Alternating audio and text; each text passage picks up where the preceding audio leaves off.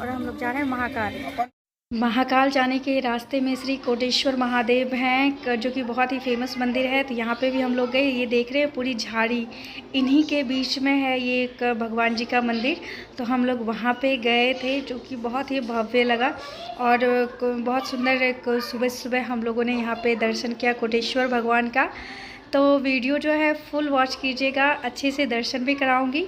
तो video full video watch कीजिएगा, अच्छा लगेगा तो लाइक शेयर एंड सब्सक्राइब करना बिल्कुल मत भूलिएगा। तो चलिए वीडियो स्टार्ट करते हैं।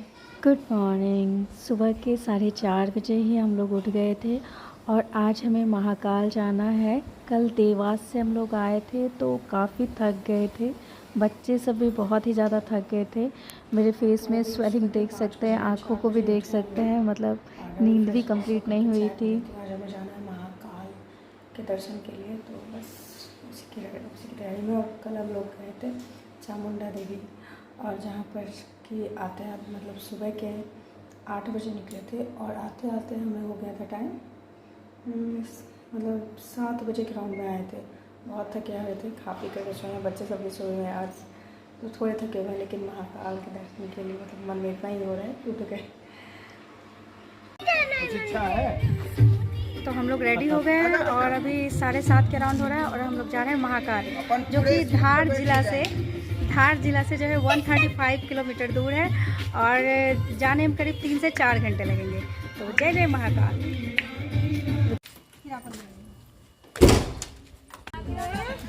तुम चाचू के साथ जाओ। महाकाल जाने का मुझे इतना ज़्यादा एक्साइटमेंट था कि मुझे रात भर नींद ही नहीं आई थी।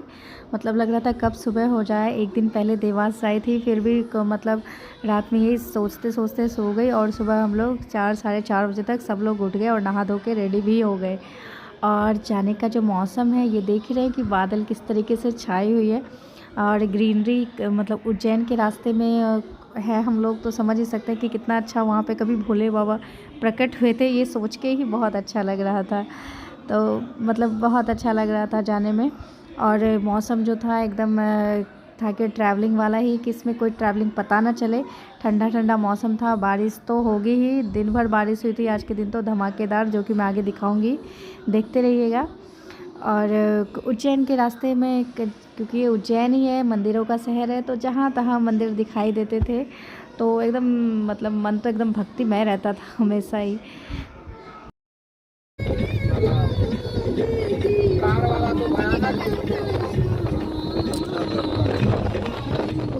ये पवन चक्की देखने में मुझे बहुत अच्छा लगता था और ये मैंने एमपी के साइड ही देखी थी। तो जहाँ भी देखती हूँ बहुत दूर खेत में एकदम नेचर के बीच में इसको देख करके बड़ा अच्छा लगता था। रास्ते में थोड़ा अंदर जाके ये कोटेश्वर महादेव जी का भी मंदिर था, जो कि बहुत ही फेमस है। हम लोग वहाँ पे भी गए दर्शन करने के लिए। कोट श्री अखंड राम धून आपका स्वागत करती है। यहाँ से जो है कोटेश्वर महाराज का धाम स्टार्ट हो जाता है।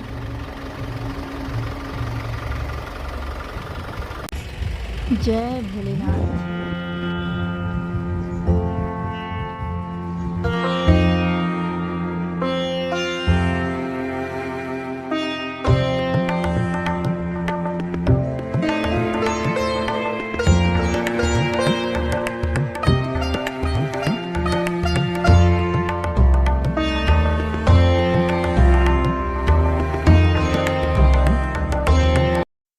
श्री कोटेश्वर धाम में सबसे इंटरेस्टिंग चीज़ जो थी वो यही थी। ये देखिए पूरा झाड़ी दिख रहा है आपको, पूरा झाड़ी, पेड़ हैं, पहाड़ हैं, भगवान जी नहीं दिख रहे थे। फिर बीच में से सीढ़ी दिखाई दी जहाँ पर कि लिखा हुआ था श्री कोटेश्वर मंदिर प्रवेश द्वार। तब पता चला अच्छा है बीच में से है। तो यहाँ की इंटरेस्टिंग बात यही है कि पहले धरती है जहाँ पे हम लोगों का गाड़ी रुका, हम लोग चले। उसके बाद पूरा पीछे एकदम पहाड़ पहाड़ पहाड़, बीच में से एक सीढ़ी है जो कि मतलब धरती से, जिस पे मतलब हम लोग चल रहे थे, वहाँ से करीब 20 से 25 सीढ़ी जो है नीचे है। तो बस वहीं पे हम लोग जा रहे हैं। इसके नीचे तो जाकर के मंदिर है, इसके नीचे फर्स्ट टाइम झाड़ी देख। नमः शिवाय।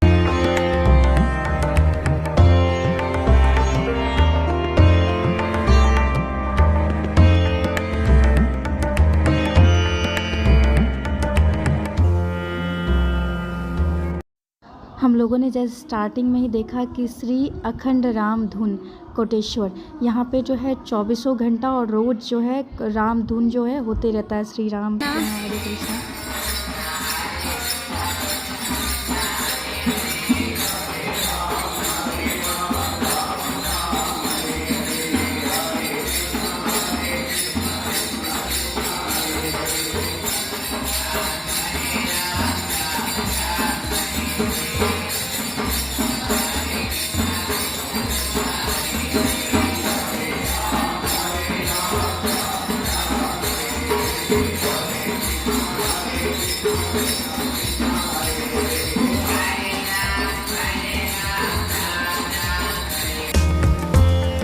पानी जो है पहाड़ से निकलती है और मैं दर्शन करके आ रही हूँ। ऐसे स्टार्टिंग में ही ये सब चीज़ें हैं, बट नंदी महाराज जी सामने दिख रहे होंगे।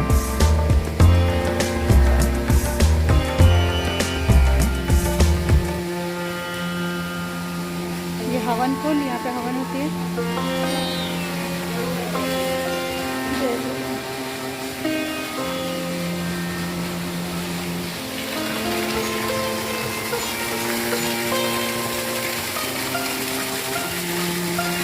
देखिए ये कुंड जैसा जो बना हुआ है, ये जो झरना आपने ऊपर पे देखा था कि बहुत सारी झाड़ियाँ थी, उसी में से निकलती हैं पहाड़ से। और मैंने पंडित जी से पूछा कि ये जो है पानी का मतलब झरना हमेशा चलता है, तो उन्होंने बोला शिव जी के माथा पे क्या होता है, जटा होता है और जटा में से गंगा निकलती है, तो ये गंगा है। तो मैंने कहा हाँ हो सकता है। तो बस इस तरीके से यहाँ पे ये भी पानी जो निकल रहा था गंगा, एकदम अच्छा लग रहा था। और ये कोटेश्वर, चलिए दर्शन करते हैं कोटेश्वर भगवान के। पहाड़ों के बीच में है, देखिए जो पहाड़ है लाइटिंग से सजा हुआ तभी दिख रहे हैं, नहीं तो फिर एकदम अंधेरा था यहाँ पे। ये है कोटेश्वर भगवान। तो यहाँ पे कोटेश्वर भगवान जी के दर्शन के बाद हम लोग यहाँ से निकल गए।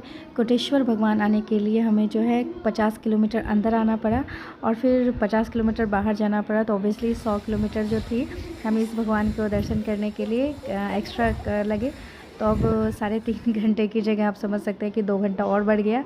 तो इस तरीके से 5.5 घंटे में हो गए थे भगवान के पास महाकाल जाने के लिए। और वाह, यहाँ पे जो मतलब नेचर की ब्यूटी देखने को मिलती थी, मतलब मन खुश हो जाता था उसको देख करके। पहाड़ पठार दूर दूर तक सिर्फ आसमान, धरती, पेड़ पौधे, कोई पॉल्यूशन नहीं, मतलब लिटरली ये बहुत अच्छा लगता था। बहुत मतलब स्वस्थ वाली फीलिंग देती थी।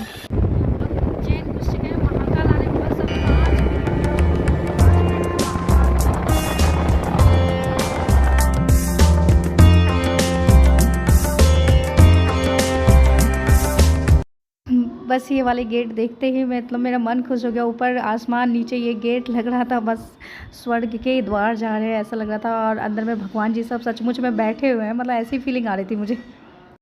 सावन की वजह से गाड़ी बहुत दूर पहले ही रोक दी गई थी, हमें ऑटो से जाना पड़ा। बट महाकाल जी के दर्शन मैं आगे नेक्स्ट ब्लॉग में कराऊंगी, तो मेरे साथ जुड़े रहिएगा। Thank you.